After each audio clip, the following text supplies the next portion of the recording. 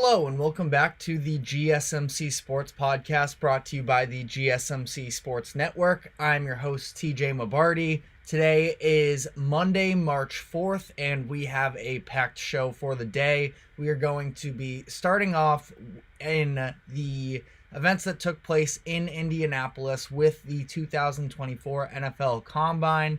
We'll be talking about some of the biggest stories that came out there, and just sort of some bigger draft picture stuff. We still have plenty of time. We still have pro days and all types of interviews that teams are going to need to go through. But we are going to talk about what did come out of the weekend. Then we are going to be talking some NBA, where we have a series of different games that took place, a monumental milestone, of course, with LeBron James. So we will be talking about some of the biggest games, biggest storylines there. And then we are going to be talking about the MVP race, and specifically about Luka Doncic, who there was a lot of talk over the weekend on social media about him dropping a spot in the MVP poll. So we will be touching on that. And then finally, to end off the show, we will be talking about college basketball. We are headed into the final week of the regular season, so we are going to be talking about the polls, the biggest games, and sort of some bigger picture expectations here. But before we get into everything, just a reminder to like and follow, subscribe wherever you may be listening to us.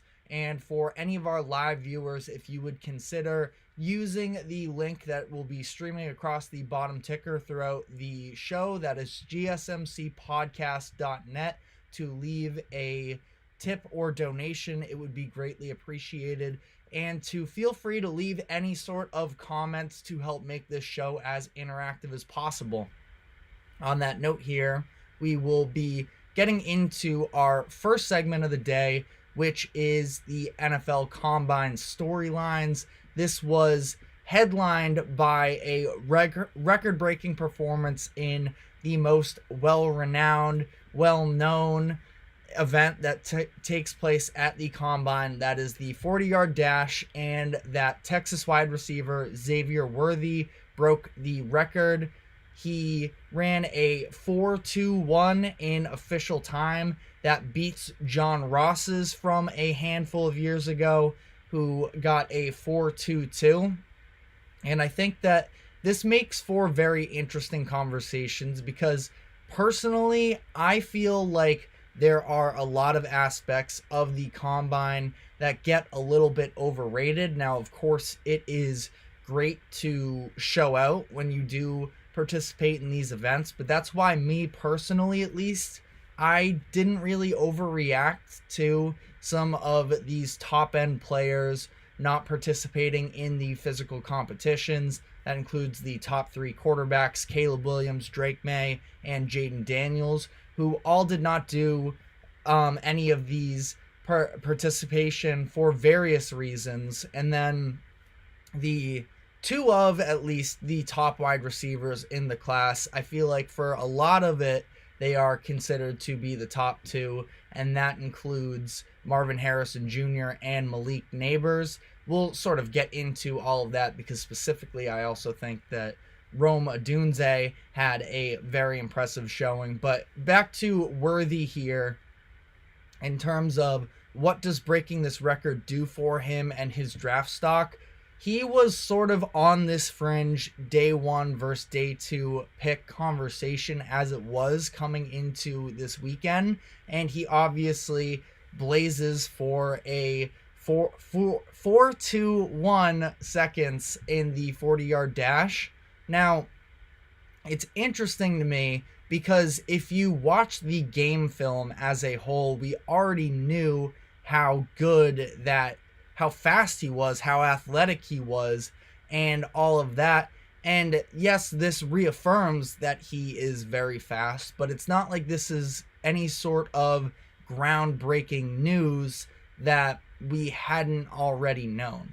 And for Worthy here, again, it's definitely a positive. I do think that it helps his stock, but I'm curious by how much as a whole the weekend does, because also if you look at him, he weighed in at 165 pounds, and he's a player that we know he has the burners, but to be as small as he is, to not really be a contested catch player, I think that it does sort of make it difficult to grade him fully as a lock for the first round, and especially considering the fact of how much talent there is in this wide receiver class. I think that the fact that there are so many that could be used on first or second round picks almost makes it harder if you're a receiver, because I think that it's a little bit of an embarrassment of riches, and it almost dilutes the value of each individual wide receiver unless you're getting one of those clear-cut, top tier guys that, in my opinion, includes Marvin Harrison Jr., Malik Neighbors, and in Rome Odunze. So Worthy, he did everything he needed to do in this instance, and I definitely don't want to take away from it, but he also beat a record of John Ross, who John Ross's stock also took a heavy increase from running this record-breaking speed, and he obviously did not pan out in the NFL. Now, obviously, two very much separate players. I just want to specifically speak to the idea of drafting somebody off of their 40-yard dash speed alone. I think that it can oftentimes be a little bit overrated, and we saw other players who maybe got knocked for this a little bit. Keon Coleman ran in the 4.6 range. He is the receiver out of Florida State, and while he didn't, burn anything at the combine in this 40-yard dash, I still do think he is a very impressive player. Could definitely be worth a round 1, round 2 pick. It's curious to see how much it will actually affect his draft capital. I feel like to that same level of Worthy, I think because there are so many guys that have impressed, you almost feel like you can get away with picking up a similar talent with a round 2 pick as opposed to a round 1 pick. So I think that that's going to be a very interesting storyline going forward here, is what is the value of these receivers, because again, we know the baseline talent, and it's one thing of where you can actually be graded in terms of talent.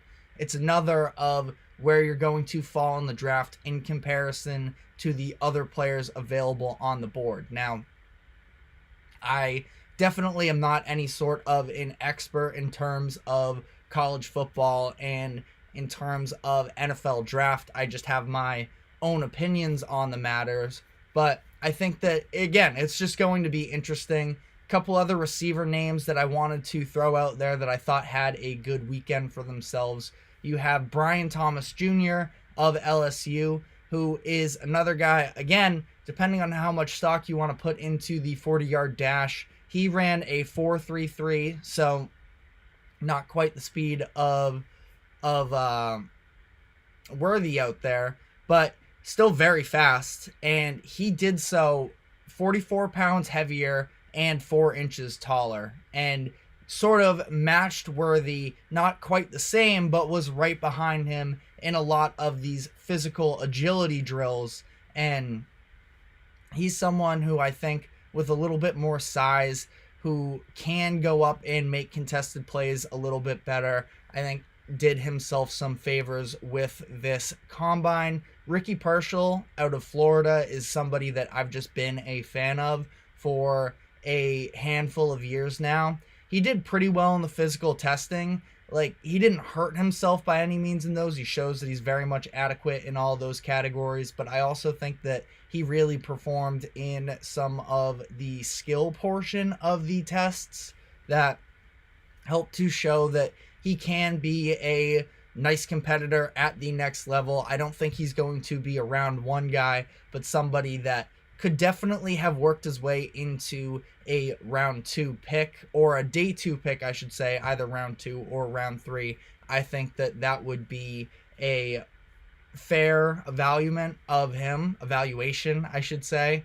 But I wanted to talk a little bit about the quarterbacks here because of the fact that we had a lot of controversy coming into this weekend in terms of the participation level with, like I mentioned, Williams, May, and Daniels all not throwing. And then we even had some further controversy, again, depending on who you ask, about Caleb Williams and the way that he chose to go about his medicals. He chose to not share his health records with every team. He gave them to some of the top teams, but he said in a quote, "Not 32 teams can draft me. There's only one of me."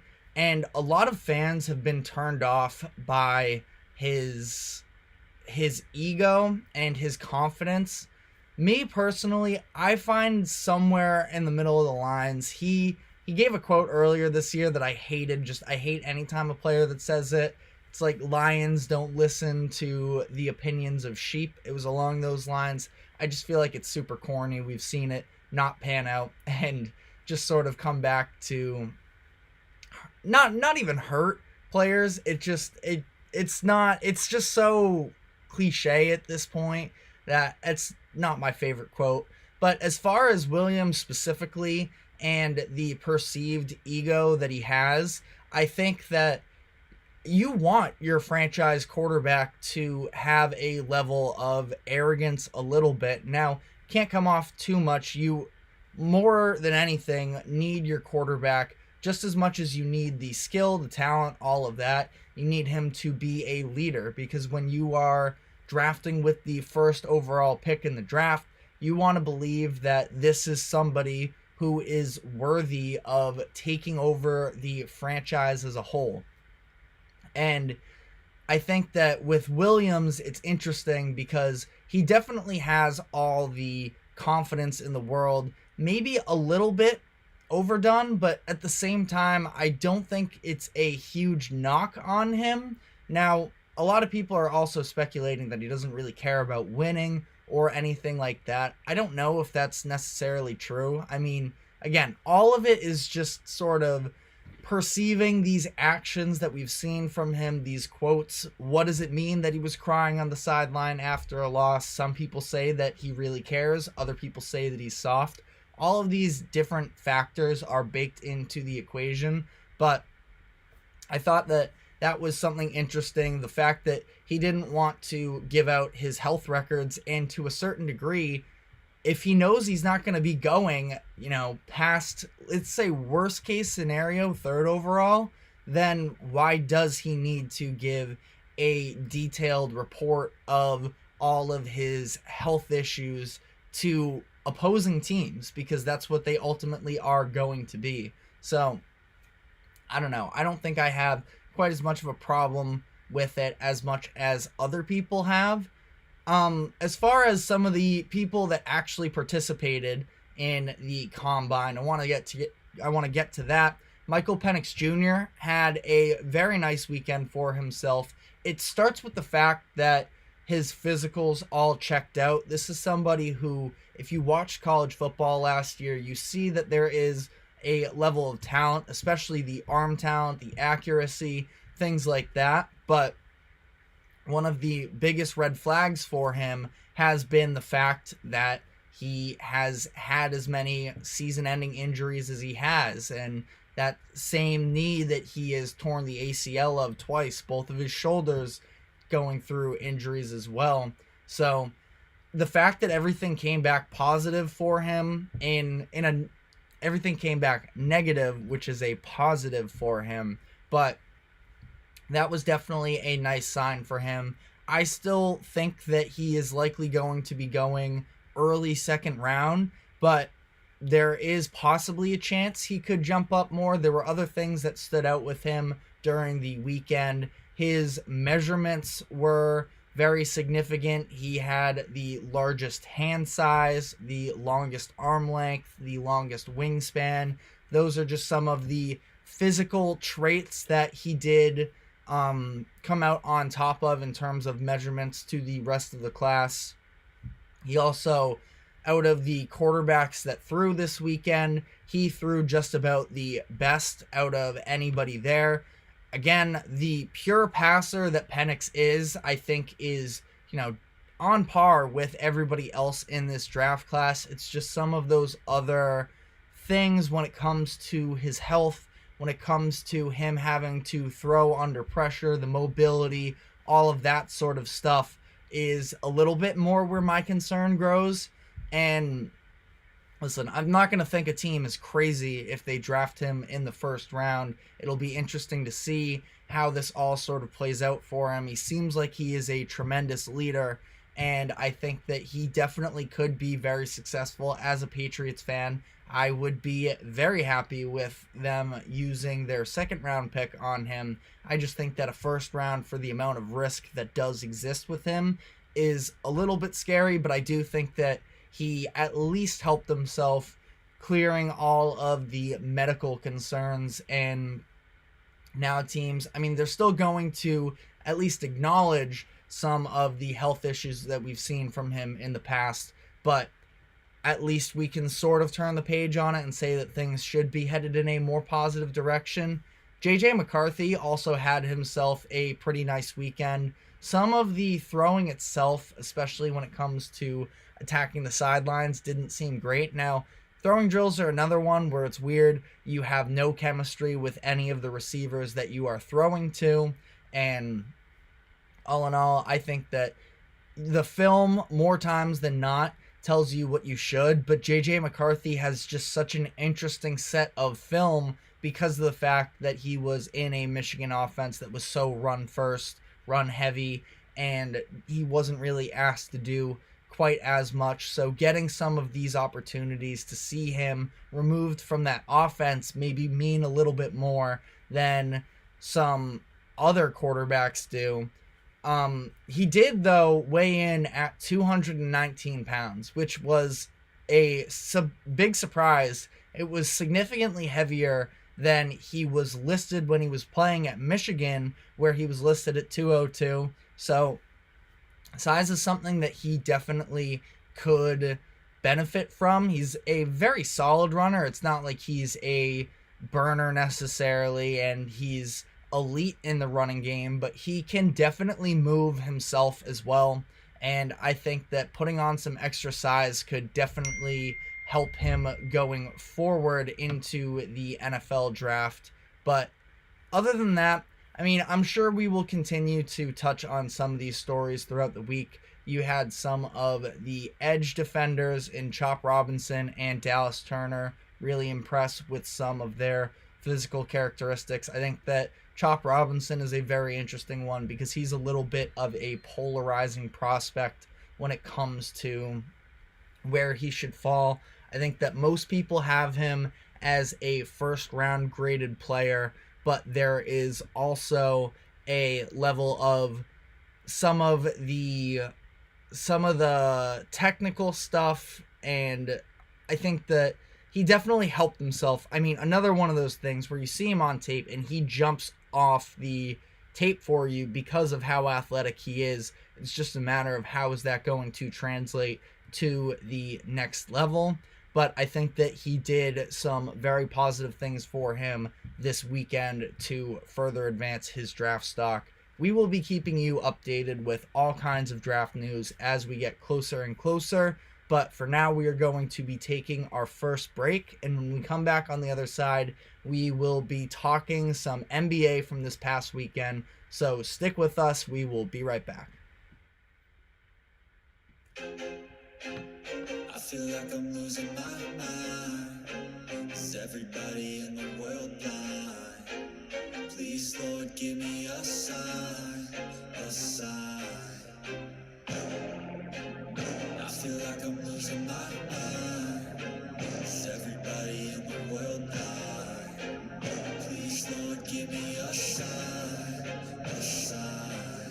I wanna be the greatest. Everybody on the fake shit. I look around and feel like everybody is the fakest. I make this every day and I'm impatient, hoping one day I blow up from the basement. Statement, the top is so vacant. I don't need this shit that I think is amazing. Waiting for my day when I'm playing sold out shows for 1,000 faces. Hey, give me that crown, get in my way and to be put down. It ain't your place, all this my town. If I want that shit, then I'll get it right now.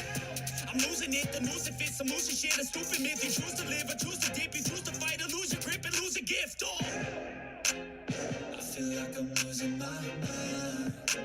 Is everybody in the world blind? Please, Lord, give me a sign, a sign. I feel like I'm losing my mind. Is everybody in the world blind? Welcome back to the GSMC Sports Podcast. We just finished up talking some NFL Combine thoughts. We are going to be moving on now to the NBA, where we are going to touch on a handful of different specific games and storylines that came out. The first of which, of course, is LeBron James reaching the 40,000 career points mark. He did so on Saturday when the Lakers faced off against the Nuggets. We'll get into that specific game in a minute here, but LeBron just continuing to set the bar for the future all-time greats.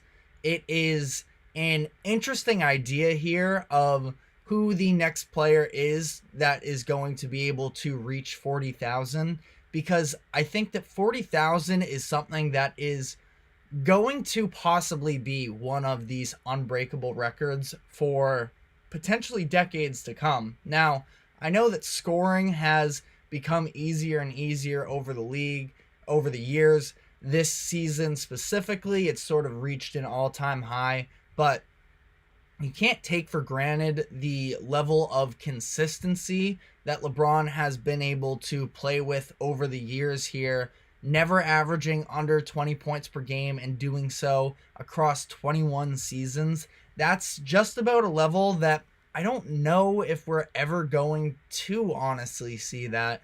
It is honestly unbelievable to fathom what that would take. And, you know, when you look at the players who are currently in the league and who could potentially be in contention for trying to reach 40,000, there's really only, to me, two names that stand out there.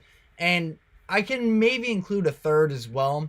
The two that came to mind would be Luka Doncic and Jason Tatum.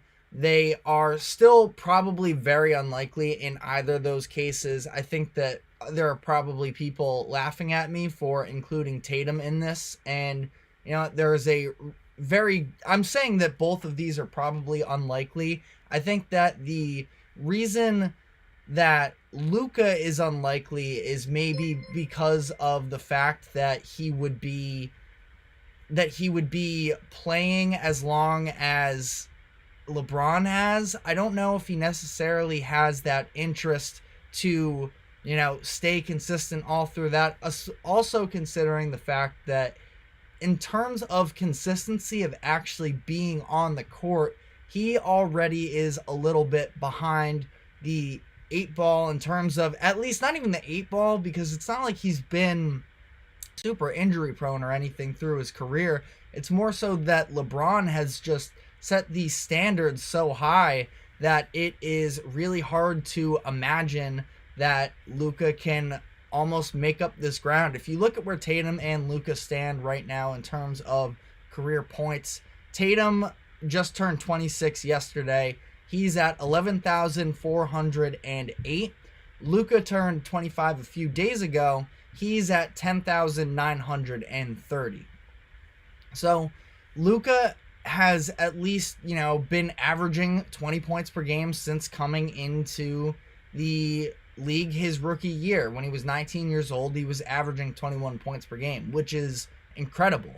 But I also think that with Luka, we haven't necessarily seen him, especially, again, comparing all of this to LeBron is very important, where LeBron James has taken better care of his body than pretty much any other pro athlete has, at least in my eyes, in my lifetime. And Luka has only played in more than 66 games once, and it was his rookie year. He hasn't reached over that mark since then, and I just don't know if he's going to have the care necessarily to. I think there's going to have to be a real motivation for somebody to chase this. I could see a Tatum potentially wanting to reach those heights, but he almost is off to too slow of a start where he didn't average 20 until his third season. And I know it's just 2 years, but it's 2 of your younger seasons. At some point, I know that LeBron sort of disregards the whole father time argument, but he has up to this point, and I think that it obviously becomes so much more difficult to score once you get to those later years of his career. And Tatum's got a little bit of ground that he has to make up from just 2 years of still being a good player, but not being a 20 points per game scorer. The third name that I didn't include initially when I was going through the possibility, but as I think of it, Anthony Edwards is a little bit intriguing here because he does seem like someone who is extremely high motor, who is looking to play basketball as long as he can. It's his entire life. It's been reported, talked about at least, that he doesn't really enjoy drinking or anything like that quite as much. He is just all about basketball. He averaged 19 his rookie year, so just short of 20, and he has been extremely consistent on the court since then. So it is definitely very possible.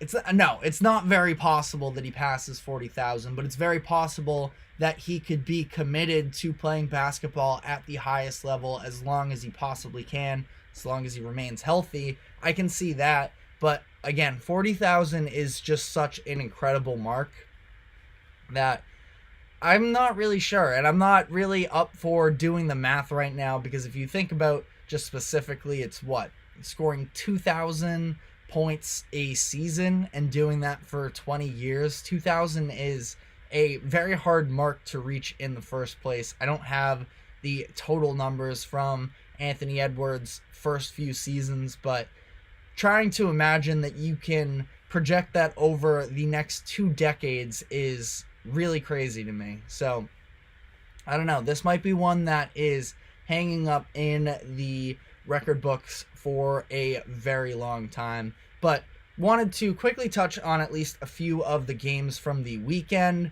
The Warriors versus Celtics game yesterday, not going to spend too much time on it as it was a 50-point win, and you can't really talk about the game itself in this one. The Celtics won 140-88. It was their third 50-point win of the season.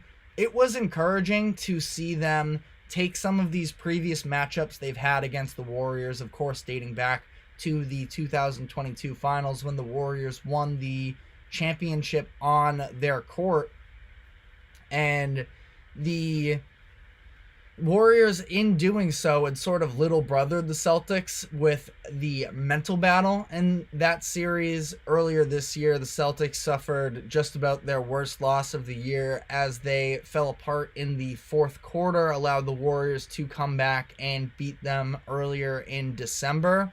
So it was a different sort of vibe than we felt from a lot of these Celtics games where they're really good, but do they have that mental edge? This seemed like a little bit of a mental edge game where they had a chip on their shoulder and they were ready to take it to the Warriors, and they did. As far as the way that this game played out, pretty insane of Steve Kerr, Draymond Green, whoever was involved in that decision to just leave, not guard Jaylen Brown around the 3-point line. That was pretty wild to me. Jaylen seemed to take it personally. He knocked down 5 3-pointers in the first quarter. The Celtics ran away with it down the stretch of the first quarter through the rest of the game, to the point where the Warriors didn't play Steph, Draymond, or Clay in the second half. So this wasn't even really a game from the late in the first quarter on. For the Warriors here, just a terrible game. The decision to not guard Jaylen was crazy to me, but this was the last game of the road trip. they're going back to California. They're going to try and regroup. But the reality also is the fact that the Celtics aren't really the benchmark for the Warriors in terms of being competitive with. I know that their expectations, or at least what they would like to do, is win a finals every year, but they are not a finals team right now. They're trying to at least be a competent playoff team, potentially be a scary matchup, and comparing them to the best team in the regular season, at least record-wise, is not really the expectations that they have. So we will see how they turn this around. I think that we didn't get to talk about it last week, but the fact that they are now without Andrew Wiggins, who is out with personal reasons. Again, he missed a lot of last year, missed the last 25 games of the regular season with personal issues, and now he is out again. Hope everything's okay with him, but that is a pretty big loss, especially considering the fact that I thought he was, after a very rough start to the year, starting to figure some things out. But the Celtics here win by 52, earn their 11th straight win, and yet the public perception around them is still questioning whether or not they can get it done in the playoffs. And I think that the team has showed a revamped personality in terms of understanding they still have things to prove. They've been on plenty of deep playoff runs now, but that doesn't mean anything in the eyes of the NBA community until you actually go out and win the finals. Fair or unfair, that is the circumstances that they're under right now, and it seems like they are sort of playing that way with a chip on their shoulder, no BS, and they are going to have a chance to prove themselves that they are that team when they go to face the Nuggets on Thursday. Now, on the note of the Nuggets, they played the Lakers Saturday night. They end up pulling away in that one. The Lakers got off to a nice start. This was, again, a little bit of a game that started out being about LeBron, about him reaching that 40,000 career point, and the Lakers were leading at halftime. But Nuggets just came out really strong in the second half, outscored the Lakers 66-48 in the second half, and pulled away with a few minutes left in the game. The Lakers were leading up until 4:11 left in the fourth quarter, but the Nuggets closed on a 16-4 run and ended that. This was Jokic's 9th game out of 59, shooting 25 plus shots, which I saw that and I was intrigued by it because of the fact that we know when Jokic plays, he doesn't really prefer to actually be the initiator in terms of putting shots up. He would prefer to facilitate, get the entire team involved. And I think this was shown a little bit at times in the playoffs last year, where it was, okay, let's try and take away other options for this team and have Jokic, himself, his scoring beat us, which is, it's a tough situation if you're an opposing team playing Jokic in a playoff series, because he can do it all. He can pass, he can score, so it's a little bit of pick your poison. In this game specifically, it was sort of lightly double teaming him, not putting all too much pressure on it though, and having him try and go one-on-one with Anthony Davis, who's one of the best defenders in the leagues. And Jokic finished with 35 points and 10 rebounds and 7 assists. So puts together a tremendous performance. Jamal Murray, who had left the game before halftime versus the Heat last Thursday, he came back for this game. He was also terrific. 24 points, 11 assists, 6 rebounds as well there. And Michael Porter Jr. has broken out of the little bit of a shooting slump that he was dealing with over, a week or so span last week, where he scored 30 against the Heat on Thursday. Versus the Lakers Saturday, he was 10 of 10, including 5 of 5 from 3.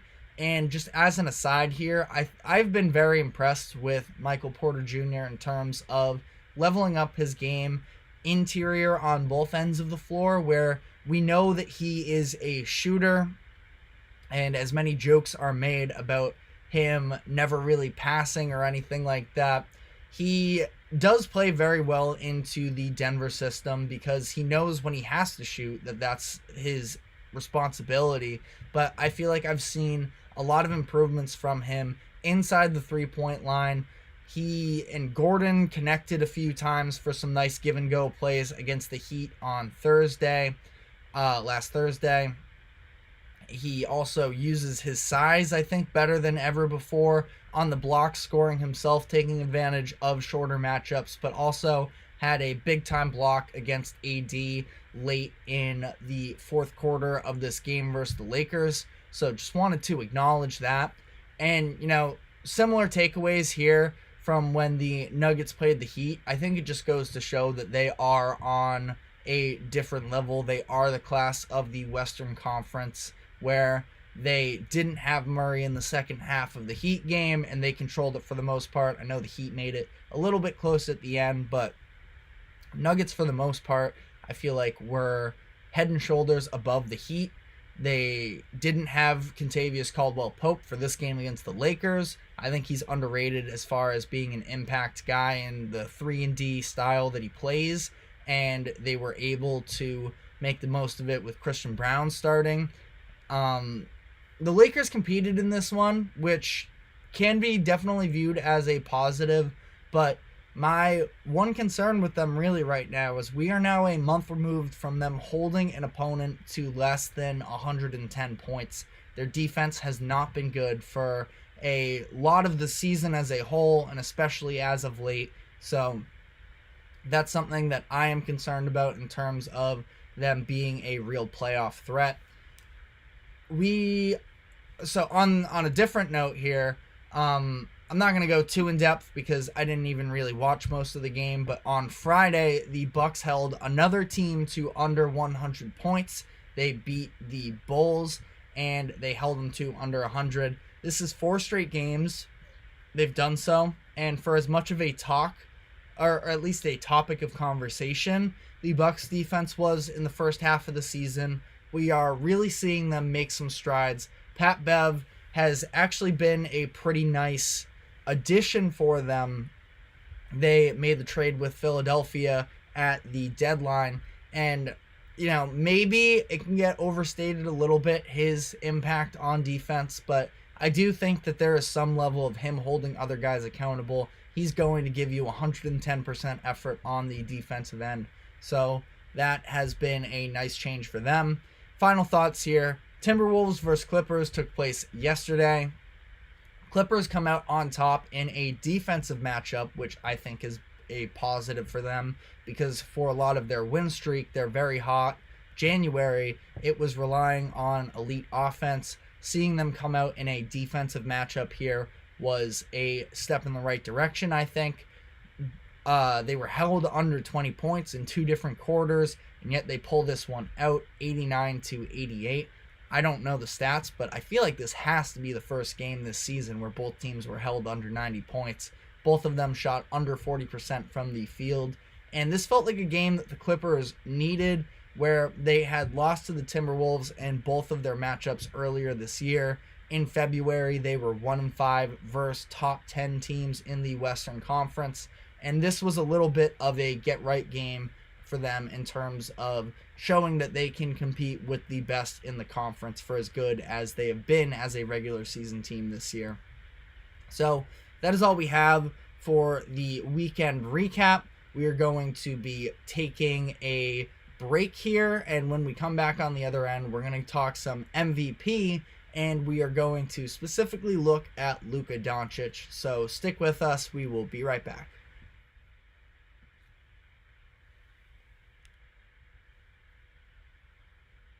For the best and latest podcasts available anywhere, go to the podcast app on your cell phone and type in GSMC to access free content-rich podcasts on health and wellness, book reviews, sports, entertainment, relationships, social media, movies, technology, finance, and even weird news. Subscribe and download the GSMC Podcast Network's family of shows, available everywhere podcasts are found.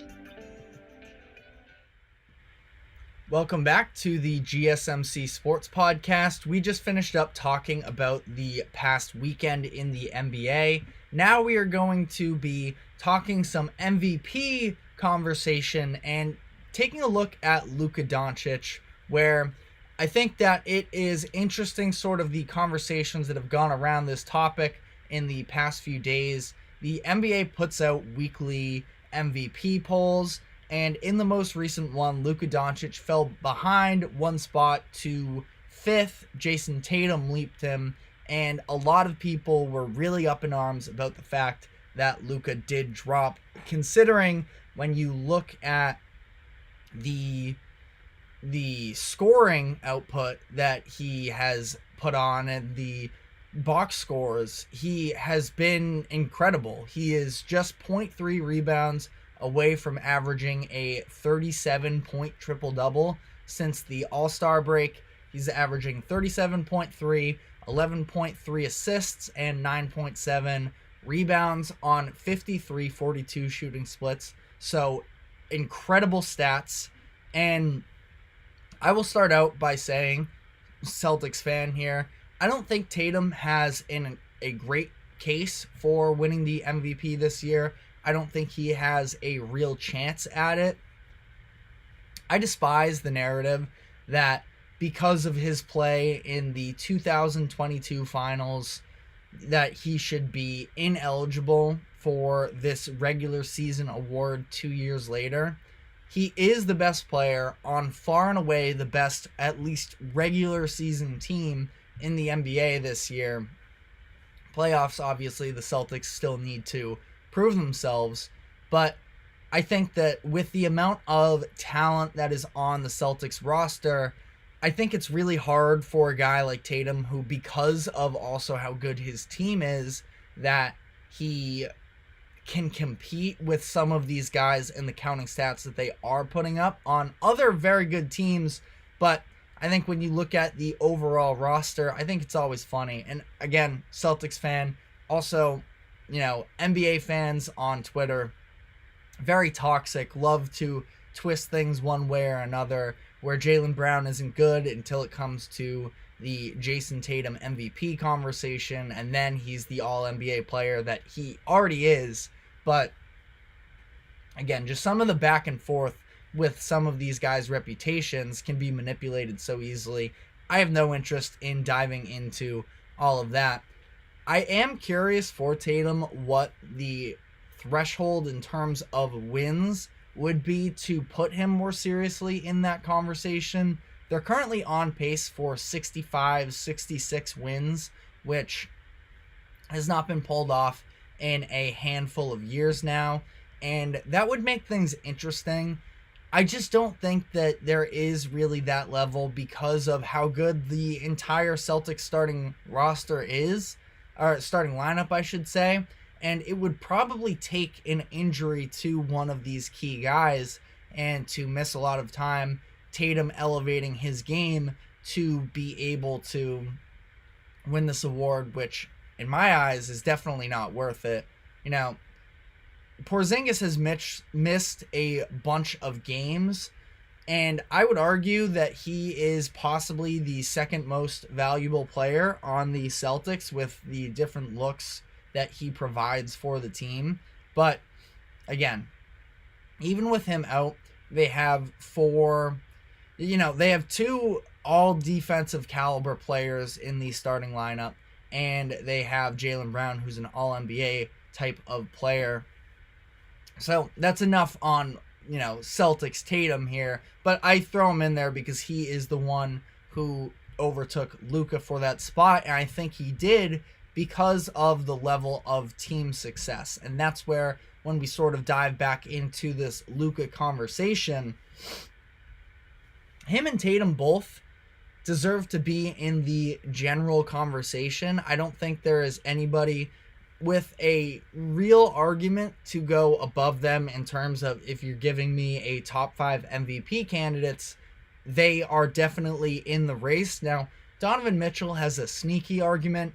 I don't think that he is going to ever really eclipse that, but if you watch Cavs games, the difference of that team when they have Donovan Mitchell versus when they don't is pretty drastic. So again, though, it is probably Tatum and Luka that would round out a top 5 MVP candidates. But in most cases, most seasons, we don't have 5 elite MVP candidates. Usually it's more so 2 or 3 top tier candidates. And there have been a handful of people that, could call for a Donovan Mitchell. Jalen Brunson has been talked about sort of, well, why isn't he getting more love in the MVP consideration? It's like, okay, he maybe could be, he's having a great season. And you can acknowledge that, but I don't think anybody could truly argue that either Brunson or Mitchell are more valuable to their teams, especially, or better candidates considering some of these statistics than the top tier guys, which in my eyes, it's Jokic and Shai Gilgeous-Alexander. Then it's maybe a slight step down for Giannis, and then I think it is the Luka Tatum tier. That's just at least sort of how I see it personally. And Luka has some of these incredible counting stats where he's leading the league in points per game with 34.5, which is ridiculous. He is adding 8.9 rebounds as well to that, and I believe it is possibly 9, as I look it up right here on the fly, 9.7 assists per game as well. So ridiculous numbers from him, of course, but maybe I'm a little old school. I think that there should be a level of winning that comes with MVP considerations, and it's not that the Mavs are bad by any means this year. They are currently 34-27. They're having a nice bounce back year after a disappointing season last year. They are the 8th seed in the West as of today. Now, this is in a very competitive Western Conference, so things can change. There is a lot of wiggle room, as we've seen with these teams, where you win a couple games, you can jump from the 8th seed to the potential 6th seed or the 7th seed or something along those lines.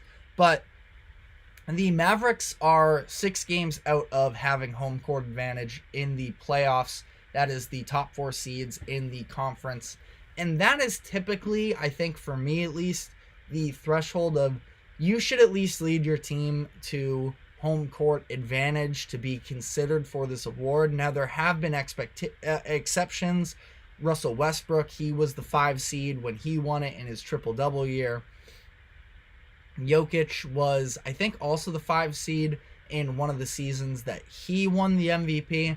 Now, truthfully, unpopular opinion, I actually had Harden over Westbrook for that triple-double year, but that's not the point of this conversation. I think that we've seen wiggle room take place, but I also think that for an MVP to be on the 8th seeded team is just not really realistic at all. And the other 4 candidates listed ahead of him in this most recent MVP poll, they're all on teams that have 40 or more wins. And, I think there's a very interesting conversation that pops up around Luka that I feel like I pay a little bit too much attention to social media around sports because it's all so toxic and everybody feels like you have to bring down another player in order to elevate theirs.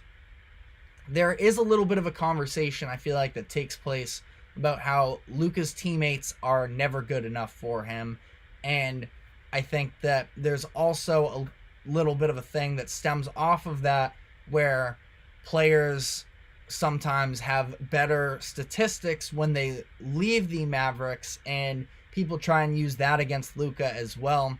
I disagree with both of these points really because I think the Mavericks have had fine rosters over the years. Last year was definitely disappointing, but you go back to the playoff run that they did. I know Porzingis gets hurt, but you have Kristaps Porzingis, you have Jalen Brunson. And on a similar note, people now try and use Porzingis and Brunson, specifically Brunson, for how good he's been since joining the Knicks, and now that he's not with Luka. That's just not how this works. Brunson became an incredibly better player just on his own naturally, aside from the idea that Luka had any sort of an effect on that. Brunson is just who he is now because of the steps that he's taken in his game. He was still a very fine player, though, when he was in Dallas as well. So I'm sort of trying to do a little bit of a balancing act to shut down both of these narratives at the same time. But ultimately here, I think that saying that Luka has no help is pretty ridiculous. And I know that Kyrie has missed a handful of games this year, but when he has played, he's been great as well. The two of them, I think, are so fun to watch when they are both on offensively. And now they have some players around them as well that are definitely nice additions. A couple lob threats in Derek Lively and Daniel Gafford. They have some guys who can knock down shots for them. Josh Green has been playing really well for them. Derek Jones Jr. is having a very solid season. And when you look at Luka and his case for MVP, the counting stats are great, but he's having an incredible season that's going to result in him likely being All-NBA first team selection yet again.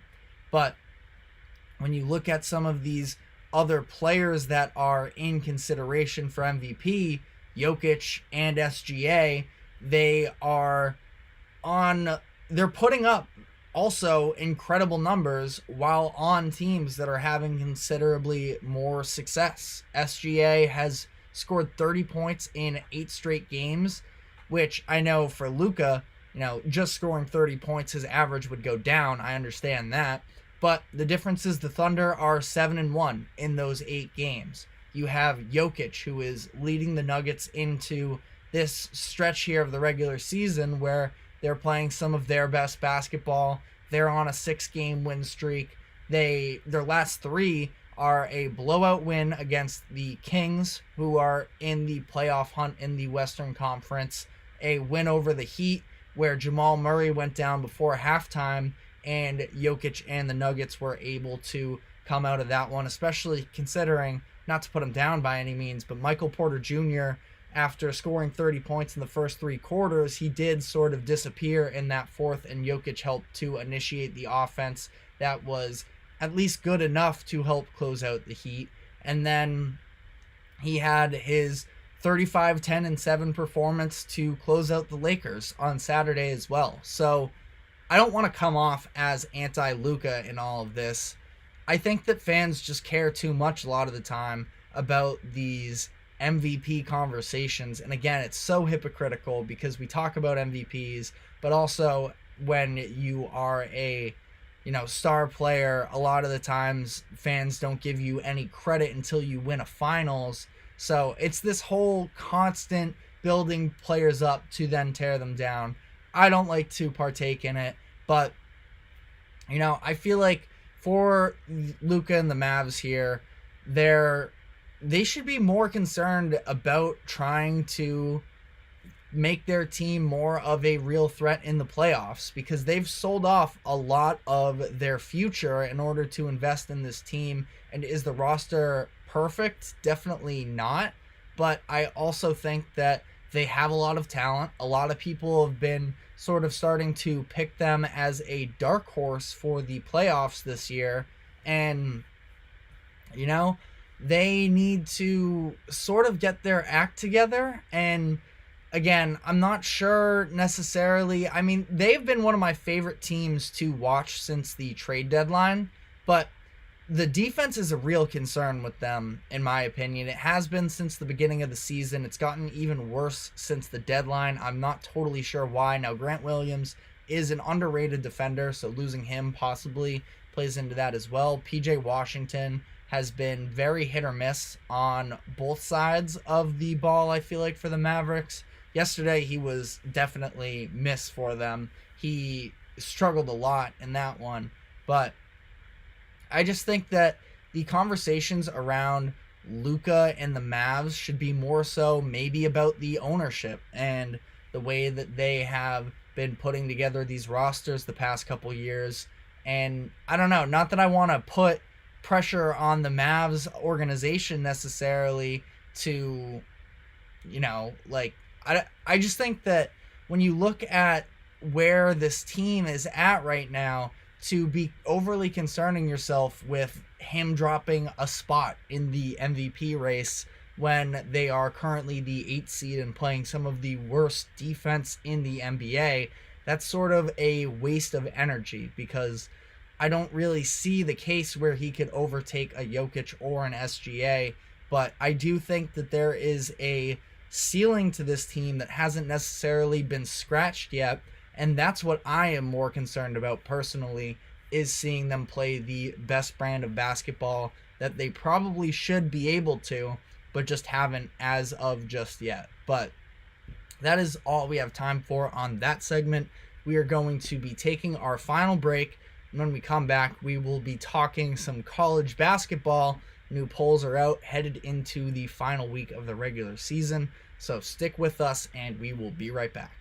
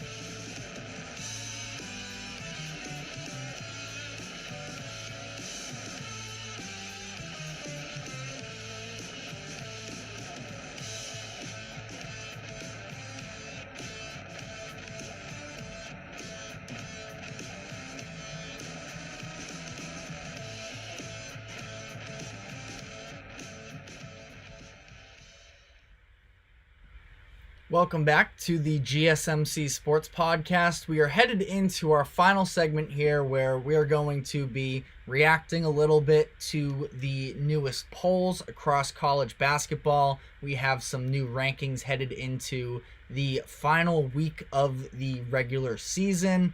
We can maybe, depending on whether or not we have some time, touch a little bit on the conference expectations for who's going to come out of these different conferences headed into next weekend. But starting off with just the polls themselves, we have a little bit of a change up in the top three. Houston does hold on to the number one spot for the second consecutive week, but we have UConn jumping over Purdue.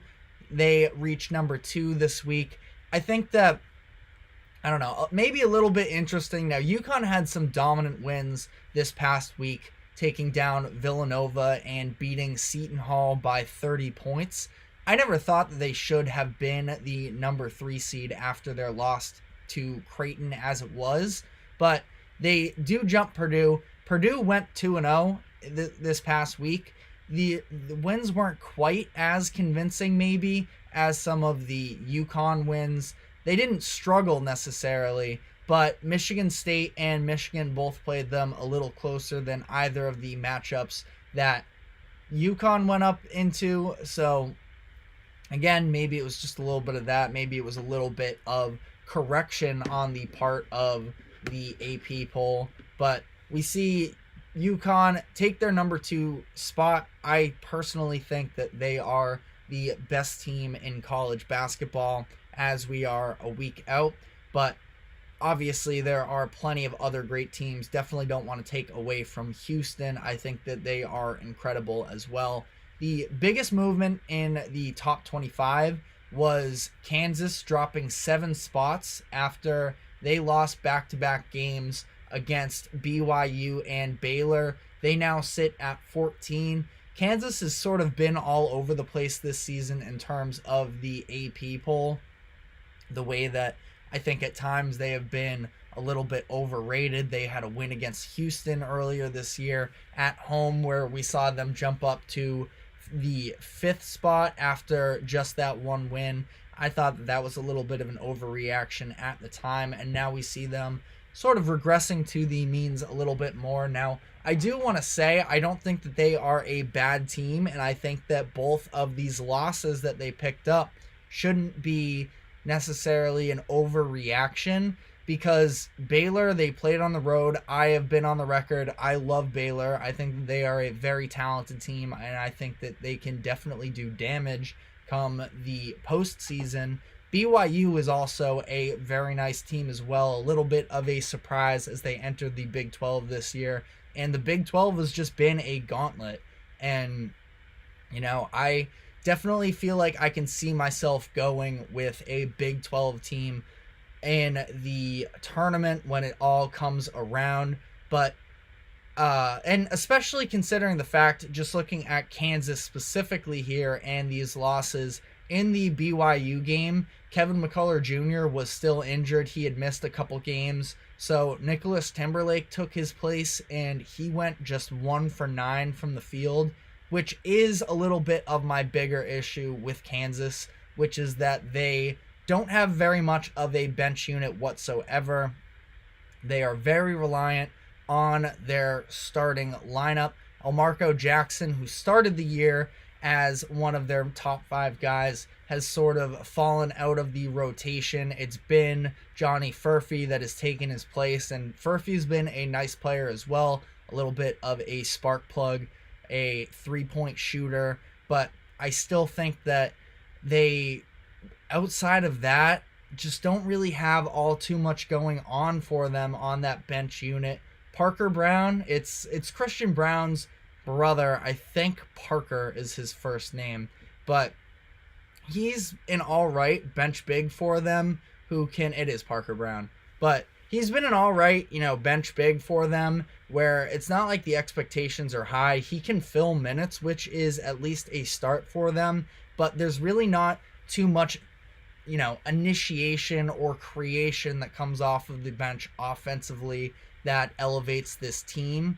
So that is definitely a concern to me. I think that Kansas could be looking at a potential early exit if they match up against some of these physical teams that can get Hunter Dickinson in potential foul trouble, because, he, as much as he's not all too much of a creator himself, he's such a problem in the post that, if you don't have the opposing matchups to guard him, he's going to get his, and as a result, you can see a lot of these other players get more and more involved. But the other big dropper in the polls this week was St. Mary's. They were blown out by Gonzaga at home. I personally, St. Mary's is it's a good program and they're a fine team, but I don't have overly high expectations for them. I do think this was a statement for Gonzaga, though. They are playing their best basketball of the year. I've racked up a handful of pretty nice wins here after starting off the year with a little bit of a stretch, but a tough stretch, I should say. But their only loss of the past couple months was a very close one to St. Mary's. They were able to take down Kentucky on the road, and I think that Mark Few is just somebody who, when it comes down to the tournament, I trust as a coach, and this is definitely a very different iteration of this Gonzaga team after not having some of the elite freshmen that they've had over the past couple seasons in Jalen Suggs and in Chet Holmgren, and they don't have their leader in Drew Timme anymore, but they have Graham Ike, who has been a real standout for them over the course of the past couple months, really. I think he's been really playing into his own. They have Ryan Nembhard, Andrew Nembhard's brother, of course, who's been able to be a nice initiator for them. So that has definitely been a positive as well. And they're just a team that I don't think that anybody really wants to get matched up with. If you are a higher seed and you're, looking at playing one of these lower seeded teams, Gonzaga at this point, they were just on the bubble as of last week, but I think that with their win against St. Mary's, I think they're in now. As we close out the rest of the year, I think that was really the key one for them to pick up, and now from there, they are almost locked in to the tournament, and there are going to be a lot of teams, I think, that will not want a part of Gonzaga. But other than that, I don't think there was anything all too shocking. I guess I'm surprised that Dayton is still ranked even. They're 25th, but they have suffered a couple pretty tough losses. Now, both of them coming on the road, but they most recently lost to Loyola Chicago. They lost to George Mason earlier in the week as well.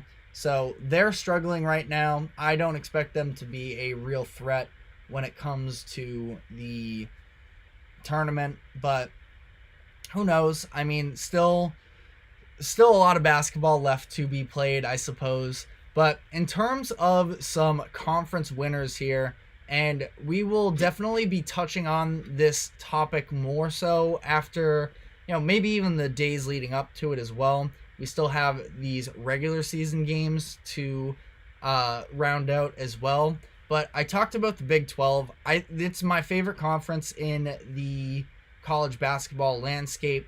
It has been for the past couple years, and I think that they just play a very physical brand of basketball where a lot of teams can't necessarily hold up. And even adding the names that they did, Houston and BYU and the others as well, I think was a really nice addition for them. And I really like that Houston was able to get maybe a little bit more run against some real competitors during the regular season this year, because they're a team that has been a very good basketball program for the past handful of years, and they have, maybe it's stupid of me, but I just haven't necessarily trusted them quite at the same level as some of the other teams, just based off of their regular season schedule. And now I feel a lot more confident in Houston to be able to get it done. Again, maybe that's stupid of me. Maybe I get too caught up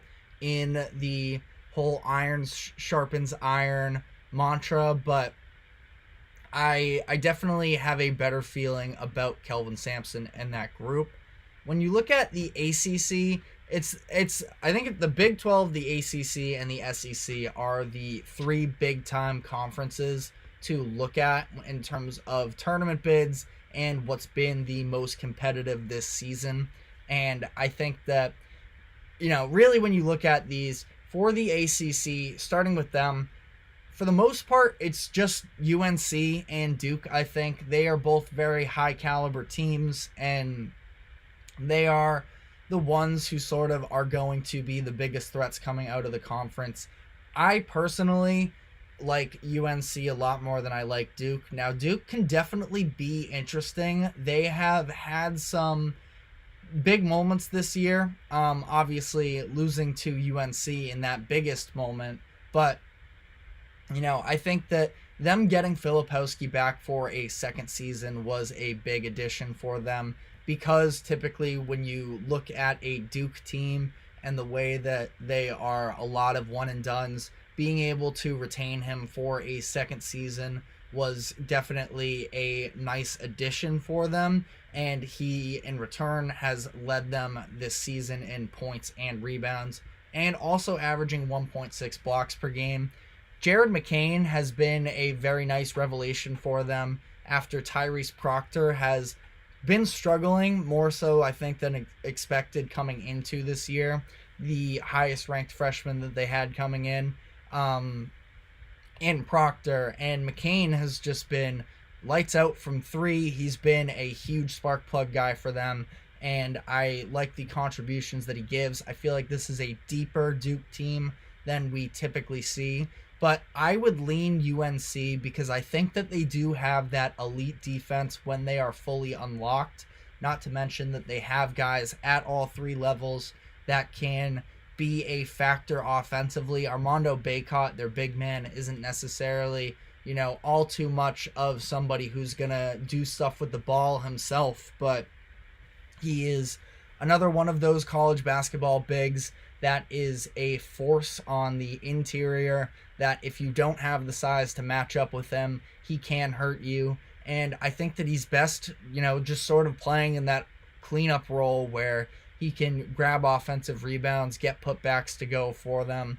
And RJ Davis has been one of the best players in college basketball this year, definitely in consideration for the ACC Player of the Year.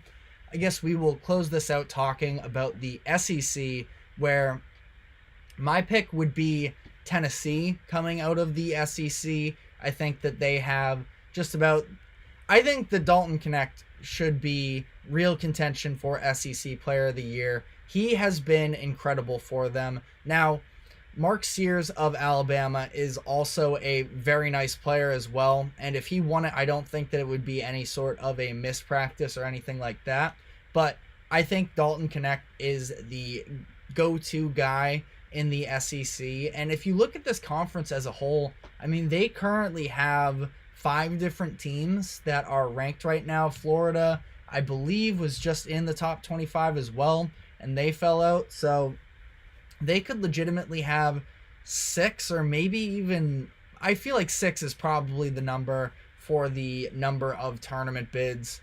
Mississippi State has been all right as well, but I think that in a very talented SEC, and shout out South Carolina for the way that they have been able to emerge this season after coming into this year, nobody really believing in them. They have definitely been effective in helping this SEC conference gain some more validity, but I would take Tennessee over any of these other SEC teams. Just the way that Connect is a very nice player. I've loved Adu, one of their bigger guys. I guess effectively sort of plays as a center, but he has been a very nice guy as well, a complimentary piece where he's really nice on the boards. He plays solid defense for them on the other end. And you just have a handful of other guys, specifically some guards, that I think are contributors. Ziegler is good. Vescovi is good as well. And Josiah Jordan-James. So all of these guys can be contributors for them. I think that they're pretty well-rounded as well, which is why I have them winning the SEC. Again, we will sort of react more so to how all of this plays out in the coming week, but that is all we have time for today. Thank you very much for tuning in to the GSMC Sports Podcast. Thank you to the GSMC Sports Network for allowing us to host this show. Just a reminder to like, follow wherever you may be following us, and we will be back tomorrow afternoon, 2 o'clock, so we will see you then.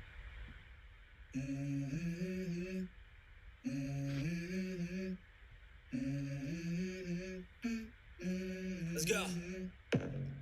I wake up to a little bit of drool on my pillow, feel like it's gonna be a bad day. Yeah, I'm tired of shit, and the coffee ain't hit yet, damn, ain't that great.